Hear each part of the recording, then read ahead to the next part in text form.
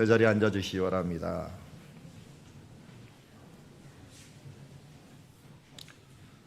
자, 오늘은 우리 제 말씀 제목이 뭐죠? 제목을 하나님은 완전한 아버지시다.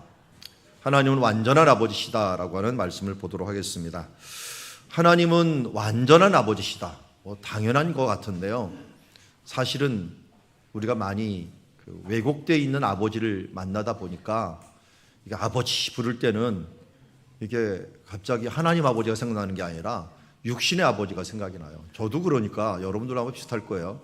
하나님께 기도할 때 아버지 하면서 기도하라는데 이렇게 하다가는 하나님이 기억나는 게 아니라 사람이 기억납니다. 사실 여러분 주보에도 있지만 이 아버지가 부재함으로 일어나는 일들이 미국이나 우리나라 가운데 너무나도 심각합니다. 그래서 정신적인 문제, 사회적인 문제, 그야말로 교도소에 가 있는 대부분의 사람들이 한 80% 가까이가 아버지가 부재한 상태에서 자라나는 사람들이 많이 있고요. 저희 목회자들이 모여갖고 이제 성경 공부를 먼저 하는데 거기서도 이 아버지 문제가 나와갖고 얘기하다 보니까 각자마다 아버지 상이 너무 틀리더라고요. 너무 틀려요. 그래서 어떤 분은 자기 3살 때 목사님인데 3살 때 아버님이 돌아가셨대요. 그래서 저는 아버지 기억이 없다라고 하는 분도 있고, 또 어떤 분은 아버지가 너무 사랑이 많으셔갖고 아버지 하면 사랑의 아버지가 생각이 난다. 그런데 저 같은 경우는 사랑의 아버지가 아니라 공의의 아버지가 생각이 납니다. 군인 출신의 아버지라서 항상 집합을 많이 시켰어요. 그래서 집합 해갖고 갑자기 몽둥이가 딱 등장을 해갖고 서랍정리 미흡 그래갖고 그야말로 빠따를 맞았던 그런 시달이 생각이 나는데요. 그러다 보니까 저는 하나님 그러면 만군의 여호와가 생각이 납니다.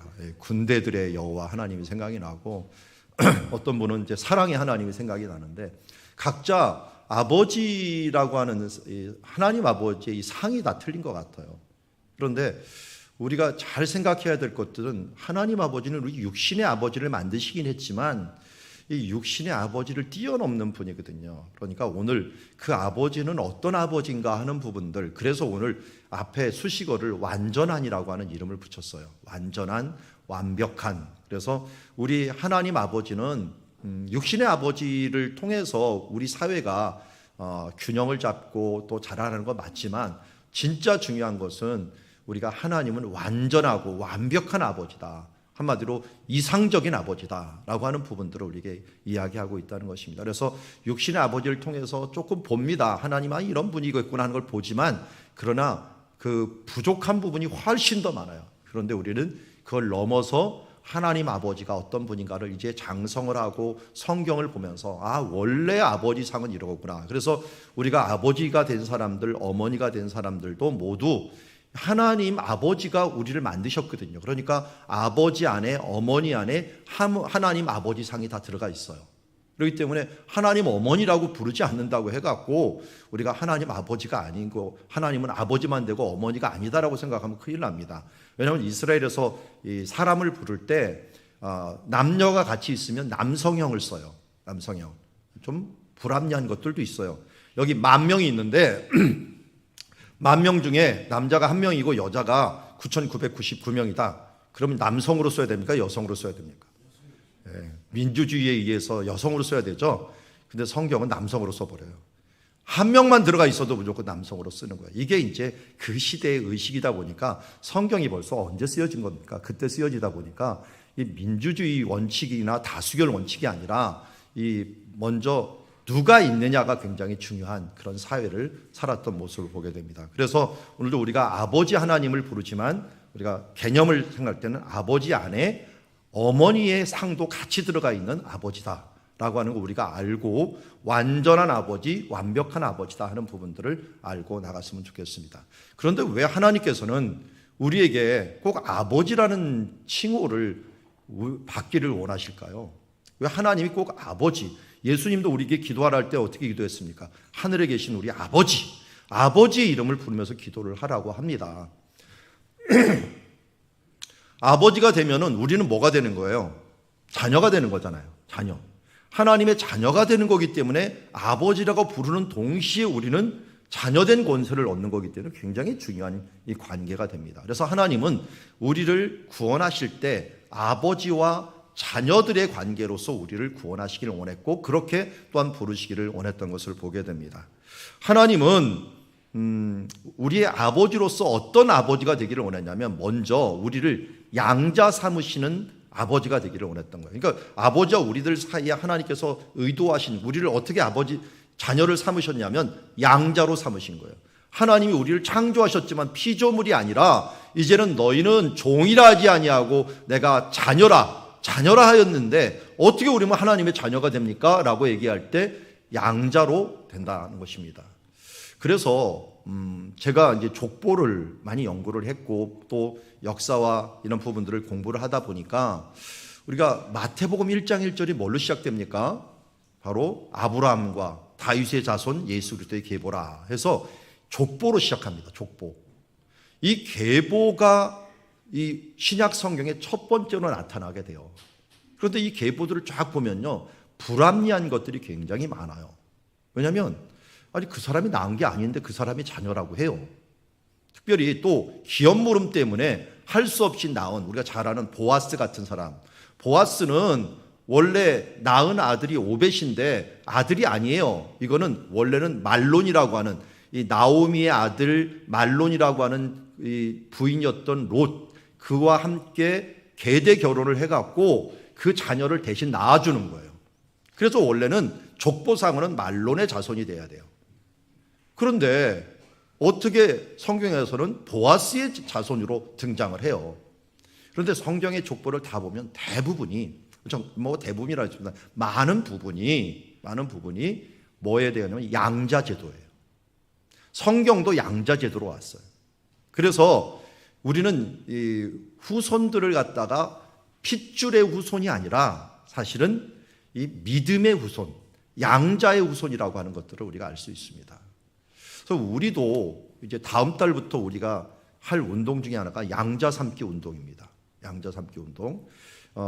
그냥 양자가 아니라 영적인 양자를 삼자라는 거예요. 물론 육신의 자녀들도 잘 키워야 되지만 보니까 이러다가 인구가 줄겠어. 우리가 낳은 자녀들이 2명 나오면 뭐가 되는 거예요? 현상 유지. 1명 나오면 50% 감축.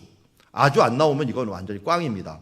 이렇게 하다가 신앙의 계보가 끊어질 것 같아요. 그래서 우리 자손들 믿음으로 잘 키워야 되는 것도 중요하지만 우리가 양자를 삼아서 하나님께서 우리를 양자 삼았듯이 우리도 양자 삼는 일들을 해야겠다라고 하는 마음을 제 가운데 주셔서 이제 다음 달 5월 달은 가족의 달이잖아요. 그래서 양자 삼는 달. 그래서 여러분들이 친구의 친구도 좋고 이 자녀의 친구도 좋고 내가 아는 사람도 좋고 뭐 친족도 좋아요. 우리 친족 중에서도 양자를 삼아서 그들을 믿음의 자손으로 키워나가자는 운동을 하고자 합니다. 그게 왜냐하면 우리가 그렇게 부름을 받았기 때문에 그렇습니다. 여기 말씀을 하잖아요. 내가 다시 무소하는 종의 영을 받지 아니하고 양자의 영을 받아갖고 우리가 아빠 아버지라고 부르는 자녀가 되었다라는 것입니다. 참 하나님의 구원의 계획과 방법은 참 대단합니다. 제가 지나면 지날수록 이 말씀을 묵상하다 보면 이 기가 막힌 방법을 통해서 우리를 구원하셨구나. 우리를 어떤 행위로 구원한 것도 아니고 혈연이로 구원한 것도 아니라 양자로 구원해 보니까 이 누구든지 구원받을 수가 있어요. 그리고 구원받는 사람이 할 일이 없어. 태어나는 아이들이 뭐 힘쓴다고 하죠. 자기도 힘쓰면서 태어난다 그러는데요. 양자 삼는 것은 진짜 힘쓸 것이 하나도 없어. 하나님은 그냥 지정하는 거야. 하나님이 은혜 주시는 거야. 그러니까 우리는 할 말이 없어요. 우리가 하나님이 양자 삼으셨다는데 내가 잘나서 내가 뭔가 행동을 해서 그렇게 구원받은 게 하나도 없다는 거예요. 그냥 하나님께서 우리를 양자 삼으신 거예요. 역사상으로 저는 제일 양자 삼아갖고 제일 큰 혜택을 본 사람이 이 사람이라고 봐요. 이 사람이 누군지 아시나요? 여기 써 있죠. 옥타비아누스라고 하는 사람이 있습니다. 이 옥타비아누스는 우리 성경에는 뭘로 나오죠? 가이사 아구스토라고 합니다. 가이사 아구스토. 가이사 아구스토가 원래 이름이 옥타비아누스인데 그의 아버지가 원래 가이사죠. 시저라고 하는 케사르라고 하고 시저라고 하는 이 시저가 자식이 없었어요. 그렇다 보니까 이 죽기 얼마 전에 양자로 삼은 사람이 옥타비아누스예요. 옥타비아누스는 양자 사mun 지 한 1, 2년도 안 됐을 거예요. 그럴 때 갑자기 아버지가 돌아가시게 그 사례가 되게 된 거예요. 그런데 그 뒤에 그러면 누가 정권을 잡을 거냐에 따라서 사람들의 전쟁이 많이 있었어요. 그런데 그때 가장 유력한 인물이 안토니우스라고 하는 사람이었습니다. 이 안토니우스가 거의 그 군사의 전권을 갖고 있었기 때문에 그가 황제가 될 가능성이 굉장히 높았어요. 실제로 그 옥타비아누스가 안토니우스와 힘을 합쳐갖고 저기 42년경에 빌립보로 가고 공화정을 원하는 블루투스라고 하는 이 공화정을 원하는 군대들하고 싸워서 승리하면서 실제적으로 로마의 권한을 다 가지게 됩니다. 이 두 명이. 그러면 옥타비아누스는 그 당시에 19살, 그 다음에 전쟁할 때는 20살, 요 정도밖에 안 되고, 안토니우스는 벌써 40, 50대가 되는 이런 시기였기 때문에 둘 가운데 권력 싸움을 하면 이건 옥타비아누스가 지는 거나 마찬가지예요. 그런데 이상하게 군대들이 대부분 다 옥타비아누스 가지 않고, 안토니우스한테 가지 않고 옥타비아누스로 자꾸만 가는 거예요. 왜 그랬을까요? 이유는 딱 하나, 양자가 되었다는 거예요. 그가 그 가장 존경했던 가이사, 그의 양자가 되었다는 그것 하나만으로 모든 군대들이 그를 향하여 마음이 돌려지면서 안토니오가 결국 전쟁에서 실패하면서, 여기 니고볼리라고 하는 곳이 그리스에 있는데요. 악티움이라고도 부르는 장소입니다. 여러분 역사를 배우신 분들은 악티움 해전을 보았을 거예요. 이 해전 하나, 이 해전으로 말미암아 동방과 서방의 균형이 깨져버립니다. 이 안토니우스가 동방 쪽에 정권을 잡고 있었고 서방 쪽은 옥타비아누스가 잡고 있었는데, 옥타비아누스가 전쟁하여 승리함으로 말미암아 결국은 이 동방을 모두 로마가 통제하는 그런 결과를 가져오게 되는데, 디도서 3장 12절에 보면은 사도 바울이 내가 급히 니고볼리로 가노라, 너는 내게로 오라 하면서 디도에게 편지했는데, 거기서도 사도 바울이 머물렀던 장소로서 니고볼리가 나오는데, 이 니코폴리스라는 것이 뭐냐면 승리의 도시라는 뜻이에요. 악티움 해전에서 옥타비아누스가 실제적으로 이제 전권을 잡으면서 그 장소를 기념하고 감사해 갖고 자기가 진영을 펼쳤던 그곳을 승리의 도시다 이름을 붙여놓고 만들어 놓은 것인데, 이번에 이제 안식년에 꼭 가고 싶었던 장소라서요 가봤습니다. 가봤더니 정말 아예 승리 캠프를 쳤던 곳은 신전을 만들어 놨고요. 옥타비아누스 아구스토의 신전을 만들어 놓고 주변을 도시로 만들어 놨는데 신기한 걸 봤어요. 이 도시를 만들려니까 돈이 어마어마하게 들어요. 신도시를 지으려니까. 그런데 이 도시의 돈을 누가 댔느냐? 헤롯이 됐답니다. 예수님 탄생할 때 헤롯 있죠? 헤롯이 그 당시에 무역해하고 돈 버는 돈을 갖고서 이곳을 지어갖고 극장, 경기장 이것을 만들어 놓은 것들을 제가 보면서, 야, 여기까지 헤롯의 손이 뻗쳤구나. 얼마나 잘 보이려고 여기까지 와갖고 이 그리스까지 갖고 돈을 댔나라고 할 정도로 이게 성경이 꼬리에 꼬리를 물면서 연관관계를 가지게 되는 것을 보게 됩니다. 자, 우리가 양자라고 하는 제도가 로마에서는 이만큼 중요했다는 거예요. 양자는 전권이 가는 겁니다. 전권이. 그런데 받는 사람은 아무것도 안 하는데 받기만 하면 전권이 옴으로 말미암아 최고의 권한을 갖는 것이라고 할 수 있는 거죠. 하나님께서 바로 우리를 그렇게 삼으셨다는 것입니다. 양자 삼으셨다는 거예요. 여러분, 예수님의 이 복음서의 맨 처음에 족보를 나오면서 저는 두려움을 가집니다. 족보가 끊어지면 안 돼요. 우리 육신의 자녀가 끊어질지언정 영의 자녀가 끊어지면 안 된다고요. 믿음의 계보들이 계속 가야 됩니다. 반대로 생각합시다. 우리의 육신의 자녀가 예수를 믿지 않고 끝난다면 우리는 족보가 끊어지는 거나 마찬가지예요. 육신의 자녀를 가지고서 우리는 족보를 이었다라고 말할 수가 없는 거예요. 영의 자녀가 돼야 되는 거예요. 신앙의 대물림이 이루어지지 않으면 우리가 족보가 끊어지는 것이고, 이 복음서, 신약 성경에 맨 처음 나온 것이 바로 우리에게 신앙의 대물림을 먼저 강조하는 부분들이라는 것을 알고, 우리가 D6에서 강조하듯이 우리 신앙의 대물림을 교회와 가정이 함께 동역하면서 꼭 이루어내는 주님의 자녀들이 되기를 주의 이름으로 축원합니다. 자, 하나님 아버지가 얼마나 완벽한지를 오늘 다시 한번 몇 가지를 얘기하고 합시다. 근데 우리가 하나님의 자녀이냐 아니냐라고 하는 것은 어떻게 증명이 되냐 하는 것은 로마서 8장 16절에서 이렇게 얘기합니다. 우리 같이 한번 읽어볼까요? 시작. 성령이 친히 우리의 영과 더불어 아멘.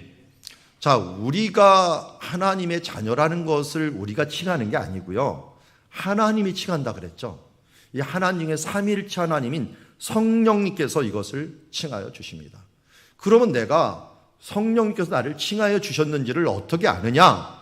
로마서 12장 3절을 제가 다시 한번 알려드립니다. 같이 읽어볼까요? 시작. 또 성령으로 아니하고는 누구든지 예수를 주시라 할 수 없느니라. 아멘. 여러분, 예수님이 우리를 구원하실 주님 되심을 믿습니까? 우리의 인생을 끝까지 함께 하실 주님이라는 걸 믿습니까? 여러분, 이것이 의심 없이 그냥 순수하게 믿어지는 사람들, 이것은 내가 믿게 하는 게 아니에요. 누가 믿게 한다고요? 성령님이 하신다는 거예요. 그러면 성령님이 나를 하셨으니 성령님이 나를 뭐라고 칭해 주시냐면 너는 하나님의 자녀야 라고 하면서 이미 나를 칭해 주시는 거나 마찬가지라는 거예요. 그러기에 우리가 하나님의 자녀가 되고 하나님의 이 놀라운 이 양자가 되었다는 것을 우리가 분명히 하고 있습니다. 이렇게 하나님의 자녀가 되면 따라오는 게 있어요. 여러분, 하나님의 자녀가 되고 양자가 되면 뭐가 따라옵니까? 이 17절에 그것을 너무 잘 표현하고 있습니다. 같이 읽겠습니다. 시작. 자녀이면 또한 상속자 곧 하나님의 상속자요 그리스도와 함께한 상속자니 우리가 그와 함께 영광을 받기 위하여 고난도 함께 받아야 될 것이니라. 아멘. 하나님의 자녀가 되면 1차적으로 권리가 생깁니다. 어떤 권리가 생겼어요? 지금 보니까 상속의 권리가 생겼어요. 진짜 부자는, 사실은 노력해서 하는 부자는 이게 최고의 부자가 될 수 없더라고요. 보니까 제 딸이 영국에 가 있잖아요. 영국에 있는 부자들이 많답니다. 근데 그 부자들은 우리가 감히 따라갈 수 없는 부자들이 너무 많다는 거예요.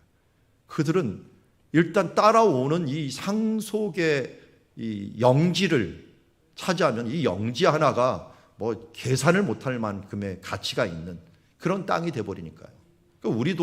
우리가 아무리 노력해봤자 사실 우리 자녀가 부자가 될 수 있는 방법 중에 하나는 뭐냐면 내가 잘해봤자 필요가 없어요. 우리 뭐 강남 아줌마들의 말들이 있잖아요. 할아버지가 부자여야 된다. 할아버지가 먼저 돌아가시기 때문에 이 부가 오면서 자녀들을 키울 수 있지 내가 할 수 있는 것들이 없다는 거예요. 그런데 이 세상의 부의 원리도 그런데 하나님 나라의 원리는 얼마나 더하겠습니까? 하나님 나라의 원리는 하나님께서 우리를 하늘나라 상속자로 우리를 임명해 주셨다고 합니다. 이보다 얼마나 큰 영향력이 있는 것이 있겠습니까? 그래서 나사렛 예수 그리스도의 이름이 우리의 능력이 있는 것은 하나님께서 그 능력을 우리에게 상속해 주셨고 천국에 대한 이 부유함을 먼저 우리에게 상속해 주셨다는 것입니다. 우리로 하여금 상속자가 되게 해주셨다. 맏아들이 되게 하시고 상속자가 되게 하신 것입니다. 그러기에 다시 한번 말씀을 드립니다. 내가 예수를 믿고 하나님의 자녀가 된 것보다 더 큰 신분 상승은 없다. 내가 예수를 믿고 하나님의 자녀 된 것보다 더 큰 보배를 받은 것은 없다. 내가 하나님의 자녀가 된 것들, 이것이야말로 최고의 선물이고 최고의 부를 누리는 것이다. 왜? 하나님 나라를 상속받은 자인 줄 믿습니다. 여러분, 세상 사람들, 세상의 것들에 대해서 애타게 하면서 그것을 우리 자녀들에게 자꾸만 스트레스 주지 마세요. 우리 자녀들은 이미 하나님을 믿었으면 최고의 영광을 얻은 줄 믿습니다. 그걸 칭찬하고 격려하고 그를 통하여 하나님께 영광 돌리고 감사하는 삶을 살아갈 수 있도록 우리가 지속적으로 그들에게 자신감을 주고 힘을 주고 담대함을 줘야 될 줄 믿습니다. 바로 우리가 그런 축복의 통로가 되기를 원합니다. 그런데 상속자가 되면 권리만 있는 게 아니라 뭐가 있어야 돼요? 또 책임이 따르죠. 책임. 이게 책임이 하나가 있는데 뭐라고 얘기합니까? 우리가 그와 함께 영광의 그 상속을 받기 위함인데 그러려면 어떻게 돼요? 고난도 함께 받아야 될 것이니라. 고난도 함께 받아요. 우리가 이게 재벌들 손가락질하는 이유가 뭡니까? 재벌들이 자격이 있으면 문제가 되지 않아요. 자격이 없으면 문제가 되는 거예요. 저도 저희 아버님 교회가 있었습니다. 뭐 있죠, 지금도 있고. 제가 30대 초반에 저희 아버님이 이제 은퇴를 하실 30대 후반이죠. 은퇴하실 때가 됐는데 저는 저희 아버님 교회를 이어갈 생각을 꿈에도 하지 않았어요. 정말 1%도 안 가졌어요. 왜냐하면 자격이 없다고 생각했기 때문에. 젊은 그 세대의 목회 경험이 미진한 사람이 어떻게, 우리 그때 아버님이 교회가 한 2,000명 됐거든요. 근데 그 교회를 이어갖고 받는다는 건 난 꿈에도 생각을 할 수가 없었어요. 왜? 고난을 받지 않았고 훈련을 받지 않았기 때문에 그렇습니다.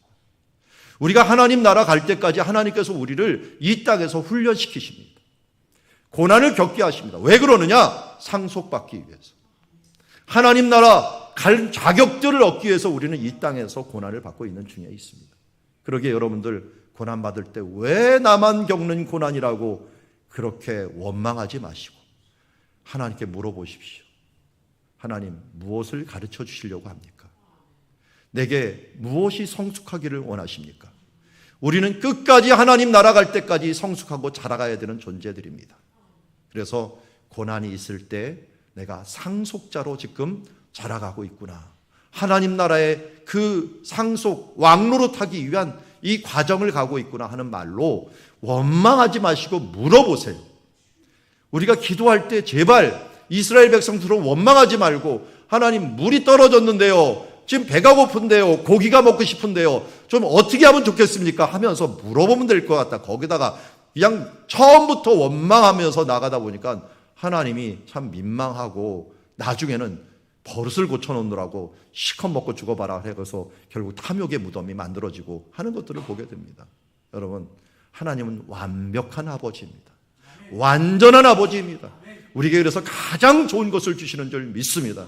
저는 로마서 8장 28절 말씀을 믿습니다. 하나님을 사랑하는 자, 곧 그 뜻대로 부르심을 입은 자들에게 모든 것이 합력하여 선을 이루느니라. 이 말씀을 믿습니까? 여러분, 그러기에 우리는 감사하고 찬양할 것밖에 없어요. 이 합력하여 선을 이루는데 내 생각에는 합력하여 선을 이루는 것 같지가 않을 뿐이에요. 그런데 하나님은 합력하여 선을 이루는 거예요. 그렇게 이해가 안 되면 물어보면 되죠. 문제가 있다는 것은 답이 있다는 것입니다. 그냥 답을 찾아갖고 물어보면 되는데 거기다 대고서 원망하고 거기서 좌절하고 넘어져 있는 것들은 이건 하나님의 자녀들 상속자가 해야 될 일이 아니라는 것입니다. 오늘도 하나님의 자녀로서 우리 불완전한 육신의 아버지를 원망하는 것처럼 이 육신의 아버지는 우리가 원하는 거 다 못해줘요. 그래도 육신의 아버지는 최선을 다하려고 하거든요. 우리가 성경에 보듯이 어떻게 합니까? 여기 마태복음 6절에 보면 이 완벽한 아버지이기 때문에 어떤 일을 해줍니까? 하늘에 계신 우리 아버지여 이름이 거룩히 여김을 받으시옵소서 하면서 아버지의 뜻을 우리가 높이다 보면은 하나님께서 마태복음 7장에 보면은 우리에게 아버지께 어떻게 하라고 합니까? 이름을 어떻게 거룩히 여길까요? 어떻게 하나님의 뜻을 나타낼 거야 할 때 구하라 그리하면 주실 것이요 찾으라 그리하면 찾을 것이요 문을 두드리라 그리하면 열릴 것이니 너희 중에 누가 아들이 떡을 달라면 돌을 주며 생선을 달라면 뱀을 줄 사람이 있느냐. 악한 자라도 그리할 것, 악한 자라도 좋은 것으로 자식에게 줄 줄 알거든 하물며 하늘에 계신 너희 아버지께서 구하는 자에게 좋은 것으로 주지 않겠느냐. 하늘 아버지는 선하신 줄 믿습니다. 하늘 아버지는 인자하신 줄 믿습니다. 그분이 어찌 우리에게 좋은 것으로 주지 않겠습니까? 이것을 믿습니까? 그럼 우리가 뭘 걱정하고 뭘 두려워하겠습니까? 다만 답답할 뿐입니다. 알지 못할 때. 그러나 답답할지라도 분명히 좋은 것으로 주실 것이라고 하는 것을 믿기 때문에 믿음으로 기뻐하고 믿음으로 감사하는 삶을 살아가는 것입니다. 그래서 왜 항상 기뻐하고 왜 범사에 감사해야 됩니까? 하나님께서 우리 아버지 되시기에 우리를 완전하게 완벽하게 가장 좋은 것으로 해주시기 때문입니다. 우리가 다만 때로는 기도하지 않고 기도하도 정력으로 구하기도 하고 기도하여도 의심하여 구하기 때문에 하나님께서 이루지 않는 것이죠. 우리는 하늘 아버지께 이름이 거룩히 여김을 받아주시옵소서 하면서 일용할 양식 달라고 하고 또 하나님께서 우리에게 공중나는 새를 보라 심지도 않고 거두지도 않고 창고에 모아들이지도 않되 너희 하늘 아버지께서 기르시는 것을 보라. 자연 만물을 봐라. 하나님께 이렇게 기르신데 하물며 너일까 보냐. 우리는 우리를 기르시고 우리를 인도하시는 하나님께 감사하며 나아가는 주의 자녀가 되어야 될 줄 믿습니다. 자, 우리는 오늘 예수 그리스도와 하나님을 통하여 하나님과 우리가 어떤 관계를 가져야 됩니까? 하나님은 아버지가 됐고 우리는 이제 자녀가 되었어요. 그러면 어떤 관계를 가져야 되는가를 예수님을 통하여 우리에게 이상적인 관계를 보여주고 있습니다. 그래서 이제 이상적인 아버지와 아들 관계는 당연히 하나님 아버지와 예수님과의 관계입니다. 오늘도 그 관계를 함께 보도록 하겠습니다. 어떤 관계가 되어야 되는지 예수님께서 하나님 아버지를 향하여 이 기도하고 말씀하시는 걸 보면은 예수님은 아들로서 아버지와 이런 관계를 갖고 계셨구나 하는 걸 알 수가 있어요. 자, 요한복음 14장 31절 같이 한번 읽어봅시다. 시작. 오직 내가 아버지를 사랑하는 것과 아버지께서 명하신 대로 행하는 것을 세상을 알게 하려 함이로다. 아멘. 자, 요한복음 17장 23절도 같이 읽어볼까요? 시작. 곧 내가 그들 안에 있고 아버지께서 내 안에 있어 그들로 온전함을 이루어 하나가 되기를 하려 함은 아버지께서 나를 보내신 것과 또 나를 사랑하신 것 같이 그들도 사랑하신 것을 세상으로 알게 하려 함이로다. 아멘. 여러분, 여기 보면 하나님과 예수님과의 관계가 어떤 관계예요?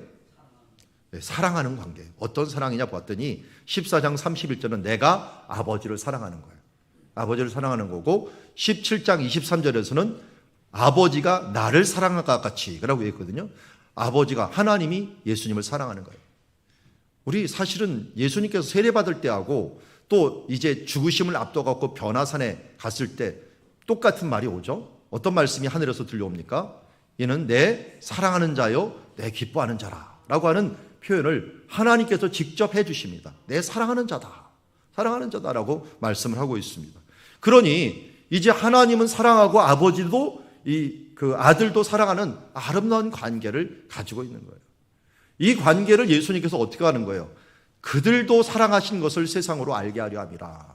결국 하나님께서 예수님을 보내신 것들 중에 하나는 하나님과 이 아버지 예수님과의 이 아름다운 사랑의 관계를 우리에게 전해주기 위함입니다. 전해주기 위해요. 그러면 우리가 하나님과 어떻게 더욱더 사랑할 수 있는가 하는 부분들이 해답이 나와요. 요한복음 13장 34절에 보면 새 계명을 너에게 주노니 서로 사랑하라. 내가 너희를 사랑한 것 같이 너희도 서로 사랑하라. 그러니까 하나님이 예수님 사랑하고 예수님이 제자들 사랑하고 제자들이 또 사람들 그 다음 제자들을 사랑함으로 말미암아 이 사랑의 릴레이가 계속되고 사랑의 이 거대한 강물이 계속 흐를 수 있도록 이 흐르기만 하는 게 아니라 또 교차되면서 서로 주고받을 수 있는 아름다운 사랑의 큰 호수를 큰 바다를 만들고자 하는 이 아름다운 순환 관계를 만들고자 하는 하나님의 계획이 여기에 있는 것을 보게 됩니다. 그러므로 이제 이 사랑의 관계, 이 이상적인 사랑의 관계는 사랑에서만 끝나는 것이 아니라 오늘 앞에 있는 말씀처럼 13장 34절은 새 계명이라고 하는데요. 이 계명이라는 것으로 또 하나로 이어지게 됩니다. 사랑하면 일어나는 것들이 하나가 있어요. 여러분, 이건 사랑하느냐 안 사랑하느냐의 기준이기도 합니다. 사랑하면 어떻게 될까요? 서로를 위하는 사람이 됩니다. 아니, 사랑을 한다는데 서로 위하지 않고 서로를 배려하지 않는 사람은 이건 사랑하는 게 아니에요. 자기 사랑만 있는 거죠. 그래서 하나님도 예수님에게 뭐든지 해주려고 했고 예수님도 하나님 아버지께 자기의 모든 것을 해주려고 하는 거예요. 그래서 오늘 요한복음 6장 34절에는 내가 하늘에서 내려온 것은 내 뜻을 행하려 함이 아니라 나 보내신 이의 뜻을 행하려 함이라. 왜? 날 보내신 하나님이잖아요. 하나님 아버지의 뜻을 왜 하려고 했을까요? 우리가 이미 배웠어요. 사랑하기 때문에. 사랑하니까 그 사람의 일을 행하려고 하는 거죠. 우리도 예수님을 사랑하는 방법이 뭐예요? 요한복음 14장 21절에 우리 같이 한번 읽어봅시다. 시작. 나의 계명을 지키는 자라야 나를 사랑하는 자니 나를 사랑하는 자는 내 아버지께 사랑을 받을 것이요 나도 그를 사랑하여 그에게 나를 나타내리라. 자, 예수님 사랑하는 방법이 뭐라고요? 네, 계명을 지키는 거예요. 예수님의 계명을 지키는 거예요. 예수님의 계명을 앞에 뭐라고 했어요? 뭐라고 했어요? 내가 새 계명을 너에게 준다 그랬잖아요. 그러니 서로 사랑하라. 서로 사랑하면은 내가 예수님의 계명을 지키는 거예요.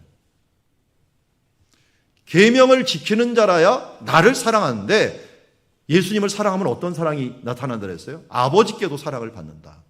이게 서로 주고받는 아름다운 사랑에 주고받는데 껴있는 실천 사항 중에 하나가 계명을 실천하는 거예요. 아니, 계명을 실천할 때 또 사랑하래. 사랑하는 자는 또 계명을 실천하래. 이게 계속 반복이네요.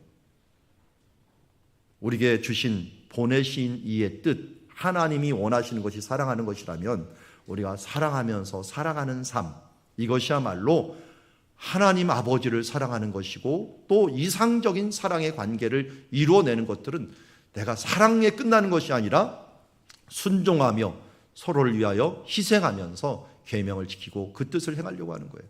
여러분, 앞에 있는 지금 그림이 어떤 그림인지는 아시죠? 예수님께서 바로 기도하신 부분인데요.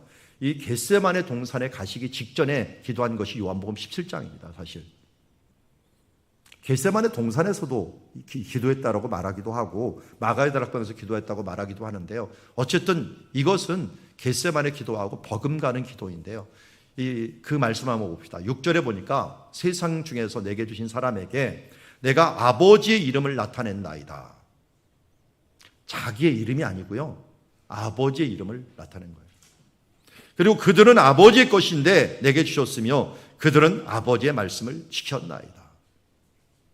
제가 정말 부부 사이가 좋다는 것은 어떻게 아냐면 분명히 둘이 같이 했는데 자기 아내를 사랑하는 분은 어떻게 했냐면 제 아내가 했습니다. 아내가 말을 해갖고 이거를 했습니다. 이렇게 얘기를 해요. 왜? 그를 나타내려고 해요. 또 남편을 사랑하는 아내는 뭡니까? 내 남편이 했습니다 하면서 서로를 나타내려고 하는 거예요. 부자간에도 마찬가지고요. 우리 엄마 아빠가 저에게 참 수고해 주셔서 이것이 이렇게 이루어졌습니다. 근데 엄마 아빠는 또 우리 자녀가 열심히 해서 그렇게 이루어졌습니다. 이게 서로를 나타내는 사람이 되는 거예요. 예수님도 보니까 얼마나 하나님을 사랑하는지가 나와요. 아버지의 이름을 나타낸다. 자기 잘났다고 떠드는 사람은 이건 사랑이 없는 사람이에요. 우리는 우리 한 사람이 서 있기 위해서 얼마나 많은 사람들이 협력을 했는지 그거 아시죠? 그래서 아프리카 어떤 마을에는 그런 게 있대잖아요. 애가 도둑질을 하거나 뭘 잘못하면은 이 앞에다가 그런 세워놓잖아요. 가운데다가 세워놓고 우리 마을 모든 사람들이 이 아이들을 키웁니다라고 하는 그런 말을 붙여놓는다고 그러는데, 한 사람이 태어날 때 온 가족뿐만 아니라 온 마을이 협력해야지 그 사람이 자라나갈 수가 있습니다. 우리가 한 사람이 그냥 자라는 게, 나도 내가 그냥 자라는 게 아니에요. 누군가가 많은 사람의 희생과 사랑을 통해서 내가 자라난 것입니다. 그러기에 우리는 사랑받고 산 존재입니다. 여기 예수 그리스도를 믿기 위해서 이 교회에 나왔다는 것은 이거 하나만으로 여러분들은 누군가의 정말 많은 사랑을 받은 거예요. 그럼 우리도 어떻게 해야 돼요? 당연히 또 다른 사람을 사랑하고 그 사랑받은 것에 대한 것을 나타내야 된다는 거죠. 그 중에 하나가 뭐예요? 아버지의 말씀, 이 말씀을 지키게 하는 것입니다. 그래서 오늘 그들은 하나님의 말씀을 내가 나타내고 지켰나이다. 그리고 이 7절에 보니까 뭐라고 그럽니까? 다 아버지로부터 온 줄을 이제야 알았나이다. 얼마나 강조했는지, 내가 온 것도 아버지가 보낸 거고 내가 주신 말씀도 아버지가 주신 것이고 내가 준 사랑도 아버지가 주신 것이다 하면서 계속 얘기하고, 나는 아버지께서 내게 주신 말씀들을 그에게 주었을 뿐입니다.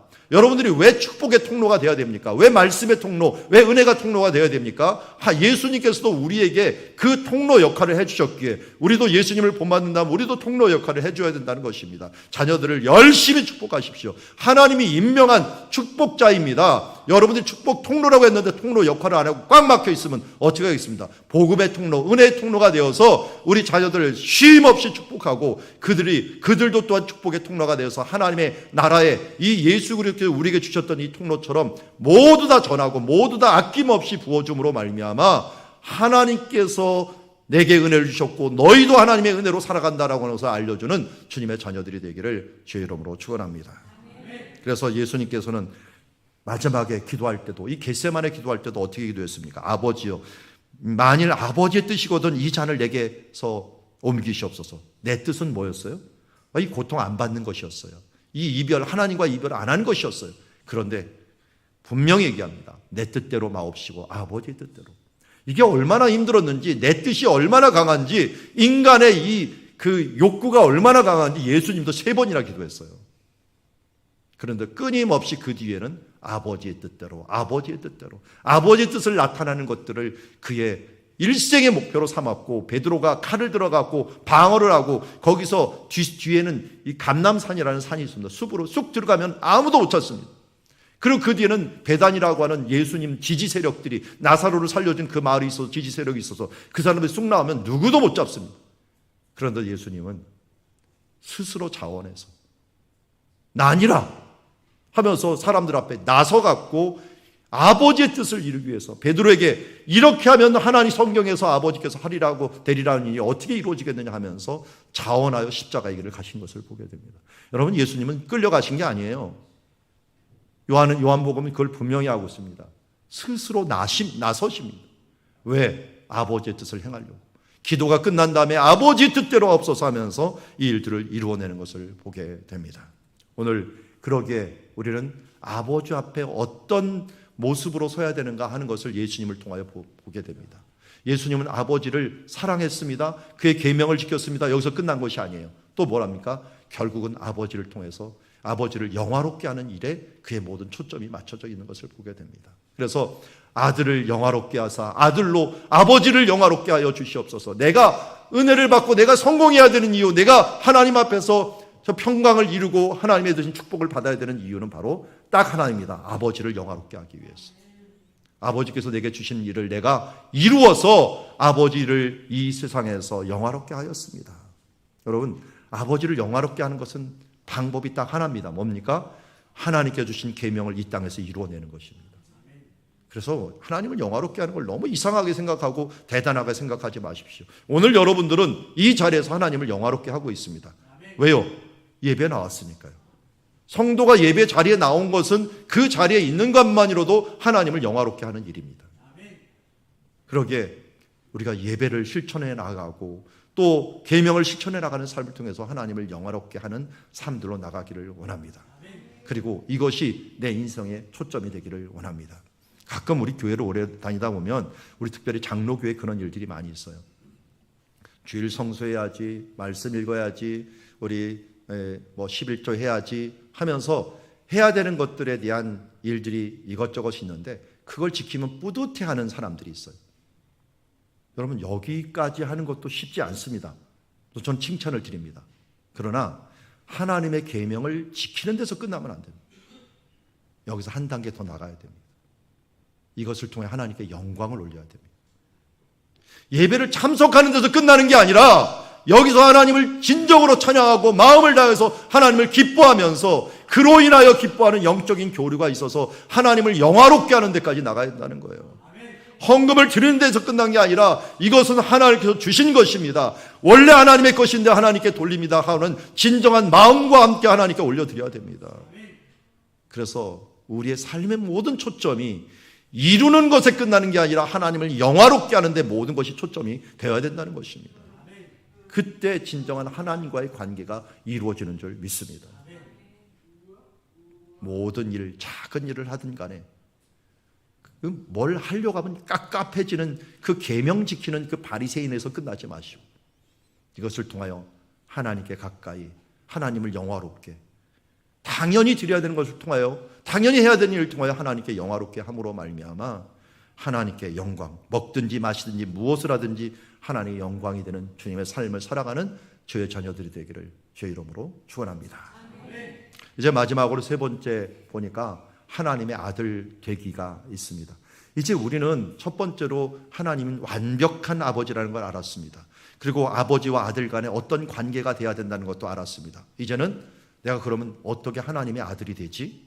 라고 하는 부분들도 이미 잘 알고 있는 것이지만 우리가 또 한 번 되새겨보았으면 좋겠습니다. 자, 오른쪽에 있는 요한복음 1장 12절 너무 잘 아는 말씀인데 같이 읽어봅시다. 시작. 영접하는 자, 곧 그 이름을 믿는 자들에게는 하나님의 자녀가 되는 권세를 주셨으니.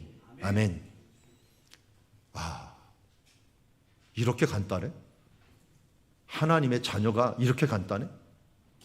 영접하고 믿는 자? 착각하지 마십시오. 너무 힘들고 불가능하기 때문에 그냥 공짜로 준 것뿐입니다. 계산을 해갖고 하면은 누구도 줄 수 없는 것이기 때문에. 그리고 이것은 우리가 그냥 우리 입장에서 기록한 거예요. 하나님이 우리를 양자 삼음으로 말미암아 그것을 내가 받아들인 거예요. 너 양자야. 그런데 우리는 아멘 그렇게 하겠습니다. 이렇게 받아들이는 게 1장 12절입니다. 그렇게 하나님의 자녀가 되는 권세를 주셨다는 것입니다. 그러기에 우리가 이 부분들을 행하는 건 성령님이 행하신다라고 말씀하고 있죠. 요한일서 3장 1절에 보면 보라 아버지께서 어떠한 사랑을 우리에게 베푸셨는가. 하나님이 베푸신 사랑 중에 최고의 사랑은 우리를 하나님의 자녀로 삼아주신 거예요. 그래도 하나님의 자녀라 일컬음을 받게 하노다. 정말 그러하도다. 그러므로 세상이 우리를 알지 못하면 그를 알지 못하니로다. 이 요한도 감동을 한 거예요. 하나님이 사랑이 어떤 사랑이 제일 큰가? 바로 우리를 하나님의 자녀 삼아준 것이 가장 큰 것이 아닌가? 바로 그렇다. 이것이 하나님의 사랑이다 라고 하면서 우리에게 사랑이 전한 바 되었습니다. 그래서 우리가 하나님의 자녀가 됨으로 어떤 관계가 되었어요? 하나님과 대화의 관계가 되었어요. 대화는 뭡니까? 기도. 그래서 기도는 어떻게 해요? 예수의 이름으로 합니다. 예수의 이름으로 안 하면 하나님께로 나아갈 수가 없어요. 여기 영접하는 자는 누구를, 그 이름을 믿는 자는 그 이름이 누구예요? 예수의 이름이죠. 예수의 이름을 믿음으로 말미암아 우리가 하나님과 우리 사이가 우리가 하나님의 아버지 되고 내가 제 자녀가 된다는 거예요. 하나님의 자녀가 되는 권세를 얻은 거죠. 그래서 우리가 잘 알는 것은 히브리서 4장 16절 말씀처럼 우리가 하나님과 자녀가 되어서 그러므로 우리는 긍휼하심을 받았습니다. 예수 그리스도의 이름으로 긍휼하심을 받고 때를 따라 돕는 은혜를 얻을 수가 있습니다. 왜? 자녀이기 때문에. 그러면서 은혜의 보좌 앞에 우리가 담대히 나갈 수 있는, 자녀이기 때문에 담대히 요청할 수 있는 거예요. 제가 아버지가 되고 보고 보니까요, 옛날에 아버지한테 조금 더 많이 얻어낼 걸 하는 생각을 가졌어요. 왜냐하면 제가 아버지가 되고 보니까 자녀들이 원하는 걸 다 해주고 싶어해요. 할 수 있는 한 다 해주고 싶어해요. 그런데 자녀들 입장에서는 저희 아버님이 제가 만군의 여호와하고 비슷하다 그랬잖아요. 무서우니까 요청을 많이 못했어요. 그러니까 나중에 이제 나이 들어서야 조금 요청을 하니까 너무 잘 들어주시더라고요. 근데 마음은, 이 태도는 그랬어도 마음은 어떻게든지 뭐를 잘해주려고 하는 그런 모습을 보면서 야, 이게 아버지의 마음이구나 하는 것을 알았어요. 우리 하늘 아버지도 똑같아요. 우리가 구하면 되는데 안 구해갖고, 의논하면 되고 물어보면 되는데 이 안 물어봐갖고 못 얻는 것들이 뭐 100%죠. 그거는. 하늘 아버지는 인자하신 분이십니다. 오늘 히브리서 4장 16절 말씀처럼 바로 그러므로 우리는 긍휼하심을 받고 때를 따라 돕는 은혜를 얻기 위하여 은혜의 보좌 앞에 담대히 날마다 때가 되는 대로 언제든지 나갈 수 있는 여러분들이 되기를 원합니다. 하나님께서는 바로 우리의 아버지가 되시기 때문입니다. 바로 이제 그 아버지가 되시기 때문에 우리는 그 길을 통해서 달려갈 수가 있습니다. 예수님께서 우리에게 말씀하십니다. 내가 곧 길이요 진리요 생명이니 나로 말미암지 않고는 아버지께로 갈 자가 없느라. 그래서 예수의 이름으로 우리가 기도하면 됩니다. 그렇게 하면은 우리가 잘나서 하나님께서 우리에게 은혜 주시는 게 아니라 예수의 이름을 걸고 갔기 때문에 아들로 말미암아 영광을 우리에게 받게 하시는 것이라는 것입니다. 그래서 다시 한번 14장 21절 말씀을 드립니다. 내 계명을 지키는 자라야 나를 사랑하는 자니 나를 사랑하는 내 아버지께 사랑을 받을 것이다. 우리가 주님의 사랑으로서 나아감으로 말미암아 하나님께 사랑받는 우리가 되기를 원합니다. 이제 마지막으로 이제 하나님의 아들로 살아가는 일들에 있어서 요한일서 3장 2절과 3절에서는 우리가 하나님의 자녀로 살아가는 비결을 얘기합니다. 아니, 기본을 얘기합니다. 그게 뭐냐면 거룩입니다. 거룩인데 여기 3절에 보십시오. 주를 향하여 이 소망을 가진 자, 하나님을 만나고 하나님의 은혜의 보호자 앞으로 나가는 자들이 어떻게 됩니까? 그의 깨끗하신과 같이 자기를 깨끗하게 하느니라. 여러분, 제사장들이 성소에 들어가기 전에 앞에 둥그런 게 하나가 놓여져 있어요. 이게 뭘까요? 물두멍이었습니다. 물두멍을 통해서 자기를 씻고 나갔어요. 그것도 안 해갖고 지성소로 갈 때는 이 물두멍도 안 돼요. 피를 가지고 나갔어요. 피를 이렇게 흘리면서 먼저 그걸 예비한 다음에 백성들의 피를 가지고 나간 거예요. 그러니까 자기부터 깨끗하지 않으면 하나님께 나갈 수 없고, 다른 사람을 위해서 기도하고 싶어도 먼저 자기가 하나님 앞에 깨끗해야 되는데, 내가 거룩하니 너희도 거룩하라. 하나님께서 우리에게 축복하고 싶어 해요. 그런데도 불구하고 우리가 하나님과 사귐을 가질 수 있는 어둠 가운데 있기 때문에 하나님께 나아가지 못할 때가 있는 것입니다.